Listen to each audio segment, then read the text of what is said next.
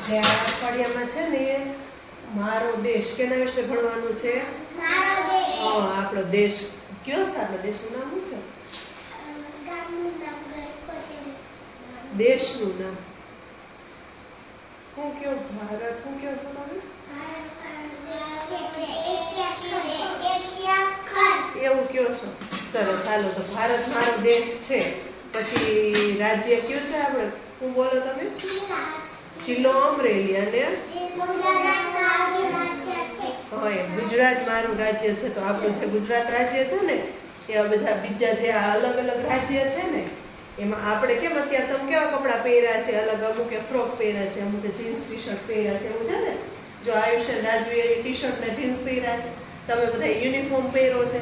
પછી મેં ડ્રેસ પહેર્યો છે, મનીષાબેને સાડી પહેરી છે. એવું અલગ અલગ બધા કપડાં પહેર્યા હોય ને તો આપણે અહીંયા કેટલા બધા એટલા અલગ અલગ વ્યક્તિ છીએ તો કેટલા બધા અલગ અલગ કપડાં પહેરીએ છીએ. તો એટલા માણસો આપણા ભારતમાં છે, અલગ અલગ રાજ્ય છે, તો બધાના પહેરવેશ હોય ને જે કપડાં હોય ને એ અલગ અલગ છે. તમને આમાં કેમ આ ચાર્ટમાં દેખાય બધાના અલગ અલગ કપડાં છે.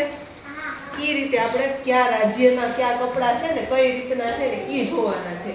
આ પહેલું આપણું છે ને એ છે શું છે? આયુષ ગુજરાતના. ક્યાં આપણે જે રહીએ ને એ ગુજરાત રાજ્યના છે. એમાં શું છે? આપણે બધા ખેતી કરવા વાળા માણસો છે ને તો આ જબ્બા જેવું અને ચોવડું. અને બેન આપણે કેવી સાડી પહેરે? ગુજરાતી સાડી પહેરે ને મમ્મી. મનીષાબેને કેમ પહેરી છે? આ બાજુ છેડો રાખે આગળ. અને પછી આપણે ગુજરાતી સાડી પહેરે. પછી બહાર જાય ને તો ત્યાં કેવી પહેરે? બેંગોલી સાડી પહેરે. બેંગોલી પહેરે ને આપણે કેવી પહેરે? મમ્મીની બધા ગુજરાતી સાડી પલ્લો રાખીને એ રીતે પહેરે ને. પછી આ કોણ છે? પંજાબી. બીજા દેખાય છે આ પંજાબ વાળા? એ પંજાબી માણસો. એને જોયા તમે માથે જો અહીંયા કેવી પાઘડી છે દેખાય છે? પંજાબી માણસો કોકને જોયા હોય ટ્રક ને આપણે હા એ લઈને નીકળે તો એને કેવા પહેર્યા હોય? માથે પાઘડી પહેરી હોય, દાઢી આવડી મોટી હોય ને. પછી ઈ બેનો શું પહેરે? ઈ બધું ડ્રેસ પહેરે દેખાય છે?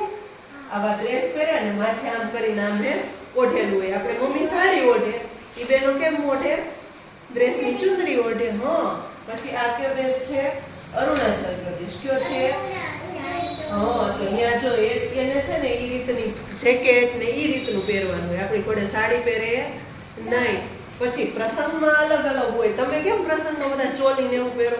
ત્યારે એને પ્રસંગ ને એવું હોય ને લગ્ન ને એવું ત્યારે બધા અલગ અલગ ગમે એ પહેરે. પણ દરરોજ તમાર મમ્મી કેમ સાડી ને એવું પહેરતા હોય?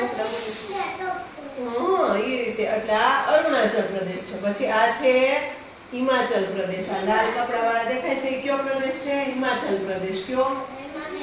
હિમાચલ પ્રદેશ. હા, તો ત્યાં છે ને સાડી ને ડ્રેસ પહેરવાની. પણ ડ્રેસ કેવો? આપણે અનારકલી ગોળ હોય ને ઈ રીતનો. અને પંજાબી આગળથી આમ ચુંદડી ઓઢે. ઈ આમ કરીને આમ પાછળ ગાંઠ મારી અને એમ ચુંદડી ઓઢે અરુણાચલ પ્રદેશમાં. પછી આ છે રાજસ્થાન. ક્યાં? રાજસ્થાન. ત્યાં આપણે આ કાવ્યાની બધા જીમી કાપડા કેવા પહેરે? તો જીમી કાપડા પહેરે તો માથે ચુંદડી ઓઢે ને ઈ આમ નો નાખે. ઈ આમ માથે ઓઢે ને ચુંદડી. એમાં રાજસ્થાન વાળાને જો માથે ચુંદડી ઓઢેલ છે અને બે છેડા રહે ને એને પાછળથી આગળ લઈને આવે. દેખાય છે? અલગ રીતે આપણે જીમી કાપડા પહેરીએ ને એમાં કેમ ચુંદડી ઓઢી હોય? આપણે જીમી કપડા ઉપર એને મેકઅપ કર્યો.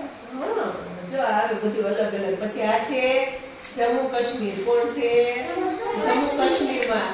ત્યાં આપણે કુર્તા ને એવું હોય ને આપણે પેન્ટ ને એવું પહેરે ને આપણે કઈ રીતે આવા કુર્તા ને એવું. પછી આ છે મહારાષ્ટ્ર. શું છે? મહારાષ્ટ્ર. એને સાડી છે ને આપણે આમ વીંટવાની હોય. એને ધોતી પહેરે ને ઈ રીતે પહેરે. કેમ પહેરે? ધોતીમાં. હા, પછી આ છે પશ્ચિમ બંગાળ. શું છે? પછી આ શું છે? તમિલનાડુ. શું? હા, પછી આ છે હરિયાણા. ત્યાં આપણે આ ચણિયો ને એવું પહેરે ને એવું જ પહેરે પણ ઉપર છે ને કુર્તું પહેરે. લાંબુ આપણે ડ્રેસ ન પહેરવો હોય એ રીતનું લાંબુ કુર્તું પહેરવાનું હરિયાણામાં. પછી આ છે સિક્કિમ. શું છે? દેખાય છે તમને બધાને અલગ અલગ કપડાં પહેરેલા છે? બધાને અલગ અલગ રીતના છે ને. અમુકે સાડી આમ પહેરી હોય, અમુકે આમ પહેરી હોય. તમારે કેમ પહેરે? સાહિયા દેશમાં કેમ પહેરે કપડાં? આ રીતે હોય. શું પહેરવાનું હોય દેશમાં? હા,